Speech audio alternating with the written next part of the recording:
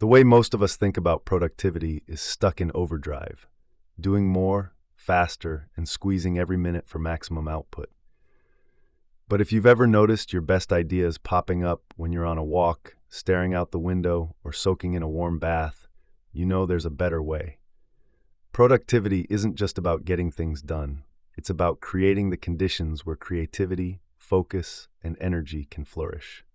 The challenge is that modern work often pulls us in every direction. Endless notifications, back-to-back meetings, and the pressure to always be on leave little room for conscious movement, intentional reflection, or genuine rejuvenation. Burnout has become all too common, and hybrid work has blurred the lines between home and office. The old productivity models no longer deliver what humans actually need to thrive. This is where a more human-centered approach comes in. By intentionally weaving movement, thought, and rest into our days, we can lay the foundations for more sustainable energy, sharper thinking, and inspired ideas. Such practices aren't luxuries. They're the tools that allow us to work smarter, not just harder, and to enjoy the process along the way. Today, you'll learn why redefining productivity matters, how movement can unlock creativity, why deep thinking fuels insight, and how rest restores energy and focus. Together, these elements form a robust framework in which work can become invigorating, meaningful, and genuinely fulfilling. Ready to reimagine productivity? Let's dive in. For most of us, productivity has been defined by speed and volume, how much we can do and how quickly we can do it. But if you think back to the moments when your best ideas arrived, chances are they didn't happen while you were frantically ticking off tasks. They likely surfaced when you stepped away from your work, playing with your dog in the garden, doodling on a napkin while waiting for a friend, or perhaps while mindlessly folding laundry. Those pauses didn't look productive in the traditional sense, but they gave your brain the freedom and opportunity to connect dots, percolate ideas, and spark insights. Productivity, then, isn't just about doing more. It's about creating the conditions where we can do our best thinking and ultimately flourish. This reframing is especially important today. Much of the work that once required human attention is now handled by machines. AI, automation, and robotics increasingly excel at repetition and precision, which frees us up to lean into what's uniquely human: creativity, imagination, and meaning. The organizations that encourage these qualities will be the ones to consistently attract top-tier talent and drive industry innovation. However, that requires shifting away from outdated productivity models that prize busyness above all else. But let's be honest, the current approach is breaking people down, not raising them up. Burnout is everywhere. Technology keeps us tethered to work long after hours. Hybrid schedules blur the line between home and office. If we cling to operating in this way, the trend will only continue. What's needed is a fresh framework, one that builds movement, thought, and rest, or MTR, into the daily rhythm of work. One that doesn't position MTR as an indulgence, but as the fuel that sustains energy and unlocks divergent ways of thinking. Shifting towards such a model doesn't mean discarding productivity altogether. It means broadening our definition of meaningful work to include curiosity, well-being, and sustainability. We can think of this model like cultivating a garden. Progress takes time, patience, and attention. We start small, testing and trialing, inviting feedback from others, and letting the practices take root naturally. Over time, the results compound. Better quality work, happier and healthier teams, a more innovative organization. When we embed movement, thought, and rest into how we work, productivity stops being a grind and becomes a pathway to flourishing. The point is no longer just to produce more. It's to create the conditions where people thrive, where contribution aligns with fulfillment, and where work feels energizing rather than depleting.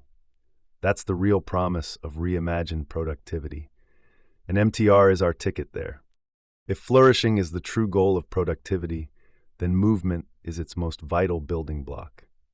Our bodies and minds are far more connected than we often acknowledge, and when we allow ourselves to move, even in the smallest of ways, we can tap into a deeper layer of clarity and creativity. You may have experienced it yourself, a solution that appears while at the playground with your kids, or a flash of inspiration while stretching out after a long day. Movement doesn't take away from the work, it adds. The beauty of movement is its simplicity. It doesn't require registering for a marathon or signing up for a pricey gym membership. A walk around the block, taking the stairs instead of the elevator, or nodding along to music between calls can all create subtle shifts that reset our focus. These actions aren't about adding yet another task to our to-do lists. They're about reclaiming small, intentional moments to bring the body back online, which in turn sharpens our mental acuity and makes space for fresh insights. Importantly, movement belongs to everyone. No matter your level of mobility or physical ability, there are ways to integrate it into daily life. That might mean choosing a form of motion that feels both accessible and enjoyable, like chair yoga or a water-based activity that reconnects you with your body. We don't need to go all out, we just need to reintroduce some physicality into the rhythms of our day. A helpful way to start is through reflection. Ask yourself, how much movement already happens during my day? Where do I feel stuck for too long, and where could I invite motion in? Mapping out your environment on paper or your device can reveal overlooked opportunities, such as a long hallway perfect for quick calls or a park nearby for midday breaks. By making those adjustments gradually, movement can quickly become part of your routine. Organizations have a role to play too. Workplace culture and design send powerful signals about whether movement is encouraged or frowned upon. If the environment subtly discourages getting up, people will default to staying seated. But when leaders normalize walking meetings, offer adjustable desks, or encourage breaks, movement is more likely to become a shared practice rather than a private indulgence. If you go a step further and quantify the effects of such changes, you may find teams collaborate more effectively, creativity flows more freely, and the overall work environment feels more dynamic. When movement is woven into both individual habits and organizational culture, work feels less static and more alive. It's not about doing more for the sake of it. It's about prioritizing energy, clarity, and connection the same way we would a traditional KPI. Through the lens of flourishing, movement provides the pulse that keeps ideas in motion. While movement awakens the body, it's thought that truly sharpens the mind. In today's culture of endless notifications and back-to-back meetings, though, space for genuine reflection can often be the first thing to go. We're conditioned to equate visible activity with value, yet some of the most important breakthroughs emerge only when we step away, slow down, and let our minds wander. Reflection isn't wasted time. It's the soil where insights bud and bloom. Deep thinking thrives in stillness. For some, that might look like staring out the window. For others, that might look like closing the eyes for a few conscious breaths.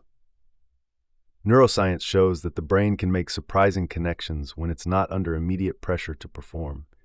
These pauses allow us to imagine alternatives and hone the accuracy of our decisions. Just as movement prepares the body, intentional thought prepares the mind to engage more fully when it's time to collaborate and act. One way to approach this is through inside-out work. This means turning inward first, journaling, sketching, or simply sitting with an idea before turning outward into group or team conversations. When we diverge in solitude and then converge with others, collaboration can become more considered and grounded. Instead of reactive chatter, we bring clarity, perspective, and substance to the table. The spaces around us matter too. Environments designed with calming aesthetics or quiet corners send a clear signal that thinking is valued alongside doing. These don't need to be elaborate overhauls. Even small tweaks like creating device-free nooks or places for outdoor breaks can help. The goal is to normalize reflection as part of the rhythm of work, not treat it as an afterthought squeezed into the margins. Organizational cultures that reward only visible busyness miss out on the upside of deep thought. By encouraging reflective practices and designing workspaces that support both focus and conversation, they help their employees think more effectively and ultimately efficiently. Simple practices make a big difference on an individual level too. Blocking out 15 minutes to doodle or simply let your mind drift can create the conditions for unexpected insights. paying attention to when and where you naturally do your best thinking. Early mornings, long walks, or while cooking dinner, for example, can further aid you in protecting these conditions. When thinking is given its rightful place, work stops being quite so frenetic and reactive and starts becoming more sustainable and intentional. Ideas gain depth, collaboration gains meaning, and individuals feel more connected to their own sense of purpose. In the context of flourishing, reflection is the pause that transforms activity into insight. After movement energizes the body and reflection deepens the mind, rest offers the reset that makes both sustainable.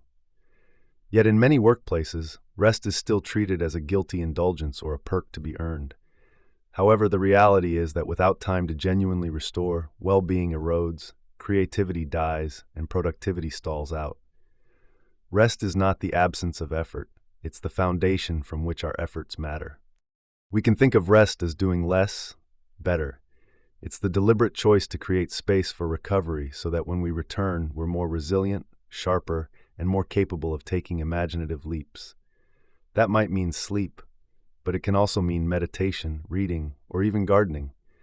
Just as athletes train by alternating exertion with recovery, we all thrive when we cycle between activity and replenishment. The first step is noticing what restoration actually looks like for you. Do you feel most recharged after solitude, time with loved ones, or engaging in a creative hobby? Reflecting on these moments helps you build a personal recovery toolkit tailored to your individual needs and inclinations. A calming ritual before bed, a mid-afternoon screen break, or a few deep breaths between meetings can all serve as anchors, all under 10 minutes too. When rest becomes an active practice, rather than something squeezed into leftovers, assuming there are any, we enhance both performance and well-being. Organizations have an equally critical role to play. Too often, workplace culture sends subtle signals that rest is weakness, that the ideal employee is always available, always online. Leaders who model healthier, more human-centered boundaries flip that script. Taking breaks throughout the day, logging off at a reasonable hour, and actually using annual vacation time sets the tone that rejuvenation is prioritized, not penalized. Structural supports like flexible schedules, quiet zones, or designated mental health days send the same message at scale. Energy and humanity matter here. Again, the return on investment here is very real. Teams that respect cycles of rest and recovery collaborate more effectively, approach problems more creatively, and maintain more energy over the long term. Rather than sprinting until they collapse, they work at a steady, healthy pace that fosters greater innovation, morale, and yes, output. Rest, then, is anything but an indulgence or something to be earned. It's one of the most human needs and one of the most powerful levers for meaningful, sustainable success. By weaving it into daily life and organizational culture, we can further cultivate the conditions in which people can truly thrive.